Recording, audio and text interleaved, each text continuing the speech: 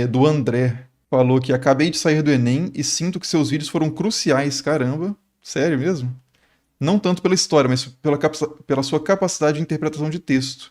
Enriqueceu meu repertório e visão. Valeuzão, professor. Ah, aí sim, aí sim.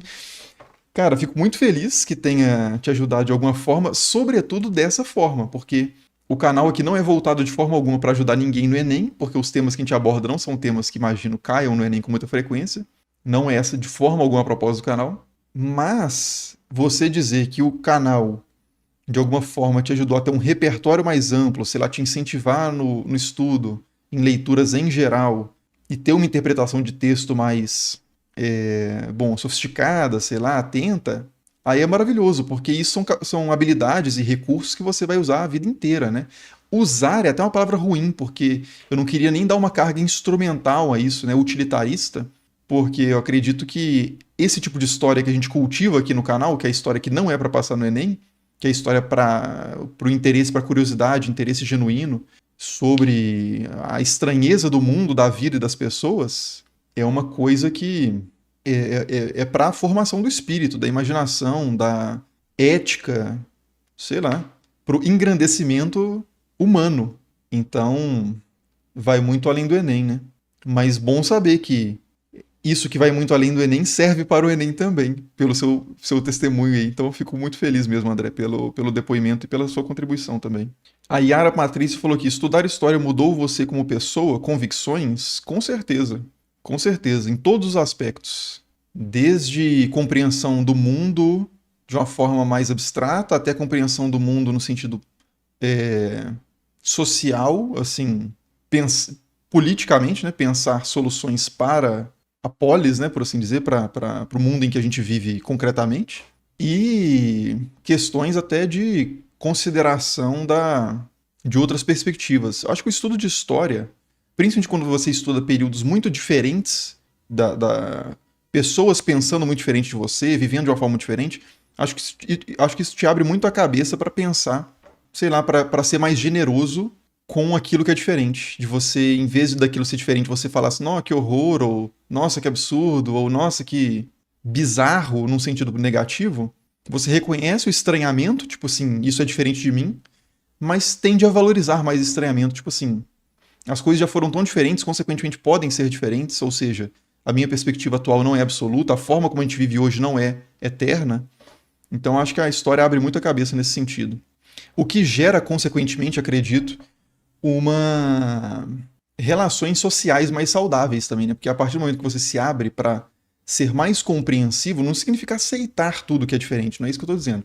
Mas a partir do momento que você se abre para pelo menos tentar ser caridoso na compreensão daquilo que é diferente de você, isso também nas suas relações pessoais, de convivência diária, isso tem um impacto também. De você conseguir conviver melhor com pessoas que são diferentes. Olá, professor. O que o senhor acha dos temas críticos que caíram no Enem hoje? Eu não faço a menor ideia, eu não sei. Eu não acompanho o Enem já tem muitos anos, mas vamos ver. Lacração na arte, cultura do cancelamento, podcasts que após ouvir tornam o ouvinte formado em PhD. Teve isso. Las Casas é o anticristo ou libertador, o Bartolomé de Las Casas. Guerra dos Tronos, ritual pagão africano com folhas. Racionais MC, escultura com rosto de mulher de 2.500 anos atrás, sem o rosto, até o de Modigliani. Redação, valorização da cultura africana. Cara, eu teria que ver a prova para ver como é que esses temas caíram, né? Porque qualquer um desses temas pode cair de uma forma legítima no Enem, de uma forma que seja traga uma discussão rica, né? Essas questões mesmo de lacração na arte, cultura do cancelamento, são coisas que um letramento, por assim dizer, um conhecimento de história pode ajudar muito na discussão sobre esses assuntos. Então eu não sei qual que é o teor das questões, né, para eu dar uma opinião aqui. Mas todos esses temas são temas possíveis, sem dúvida. Não sei se há uma super representação desses temas também, né?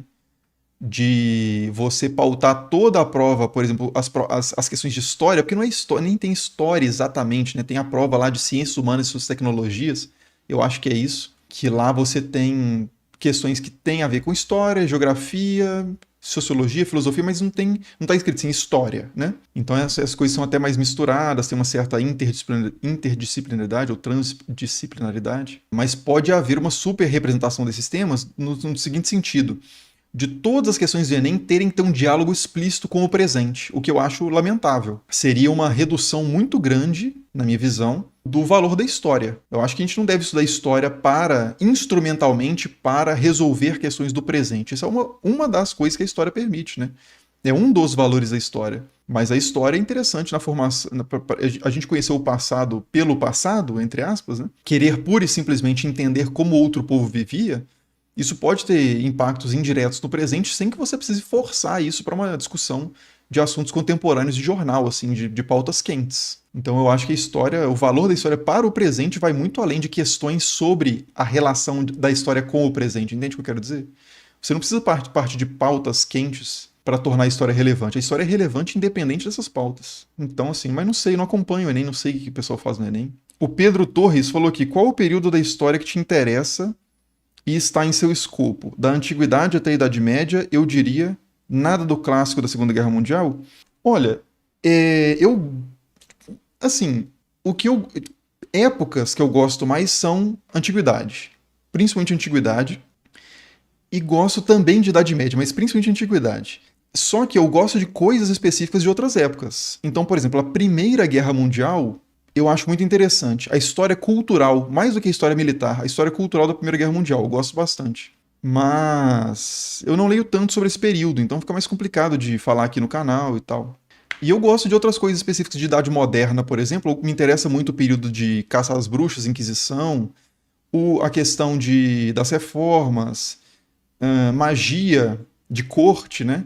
Magia erudita no Renascimento. Então isso aí já é Idade Média para a Idade Moderna. Mas são temas específicos, né? Então, sei lá, na Idade Média me interessa muito a questão dos mercadores, da Rota da Seda, que a gente encontra na Antiguidade também, né? Essa questão de mercadores na Rota da Seda, esse fluxo, encontros culturais. Então, assim, não tenho preconceito com nenhuma época, não, mas, em geral, acho que a sacola, né, onde estão a maior parte dos temas que eu me interesso, é a sacola de história antiga, né? Mas não é por ser antigo, necessariamente, é por, sei lá, mais coisas me interessam nesse período. O Armando falou que quando eu estava no ensino fundamental e médio, eu adorava ciências e queria ser astrônoma. Então é Armando. Por causa da minha formação católica, na minha mente pré-adolescente, Deus começou a perder espaço para a ciência e abrir mão dela. O tempo passou e a história passou a ser meu grande argumento para entender o mundo. Você concorda que a história é um meio para parar de repetir o dilema que já foi resolvido? Qual o dilema? Você concorda que a história é um meio para parar de repetir o dilema que já foi resolvido? Eu não sei qual que é o dilema, mas eu responderia não, independente de qual seja o dilema, porque eu acho que a história amplia mais os dilemas e mostra quão pouco resolvidos foram os dilemas que já surgiram, né, ao longo da experiência humana no tempo. Então, eu diria inclusive que as perguntas fundamentais, as perguntas assim, de onde viemos, para onde vamos e quem somos, são uma das perguntas mais antigas que existem e permanecem em aberto. Por mais que você consiga responder partes disso usando por exemplo, da astronomia ou da cosmologia, né? Falando de Big Bang ou coisa do tipo, tá, mas e antes? E o Big Bang tem vários modelos também que competem, né? Tem Big Bang e Big Crunch, tem Big Bang sem Big Crunch, enfim, tem uma série de modelos cosmológicos, né? Alguns com mais, outros com menos substância, com mais apoio na comunidade científica. Mas o ponto zero, por assim dizer, continua sendo um mistério absoluto, né? Então, para mim, a história, na verdade, ela te faz talvez ficar mais em paz com os dilemas, quando você percebe que, bom, no fim das contas, as pessoas viveram sempre sem saber muito bem o que estavam fazendo e tentando fazer o melhor, né? Algumas, outras tentando fazer o pior também. Ou tentando fazer o melhor para si contra o outro. O Evandro falou aqui: oi Henrique, poderia falar sobre Pátio de Alexandria? Qual a diferença da história real para a retratada no filme Ágora? Saudações rubro-negras. Eu não sou atleticano, então eu recebo com tranquilidade, né, as suas saudações. E poderia falar sobre a Pátio de Alexandria. Tem uma série de vídeos aqui no canal que eu fiz há uns 2 anos, uma playlist específica sobre Hipátia de Alexandria. Tem uns 6 vídeos. Mas você me deu uma ótima ideia, porque agora sim, o canal está melhor em termos de som, imagem, recursos. Então eu posso pegar essa playlist e fazer um vídeo síntese mais bem cuidadinho, assim, porque essa playlist é meio que um curso. São aulas de 20 minutos, basicamente, assim, dividindo tela com slides. Então é menos convidativo, né? Então eu posso pegar aquele conteúdo e fazer em um vídeo que tem uma circulação melhor, né? Mais fácil de compartilhar, mais fácil também de sintetizar. Para a pessoa que está buscando, né, uma síntese dessa história. Mas por enquanto, se você quiser queimar largada aí, vai lá na playlist de 2 anos atrás, ou seja, não está queimando tanta largada assim, que você já vai poder ver algumas coisas sobre essa figura muito interessante e importante também, da história da filosofia, da história da ciência, que foi Hipátia de Alexandria. Vou anotar também a sua ideia, tá? Sintetizar Hipátia em vídeo. Enem? Teve Enem? Tô por fora de Enem já tem um bom tempo, viu? Não acho isso ruim, não.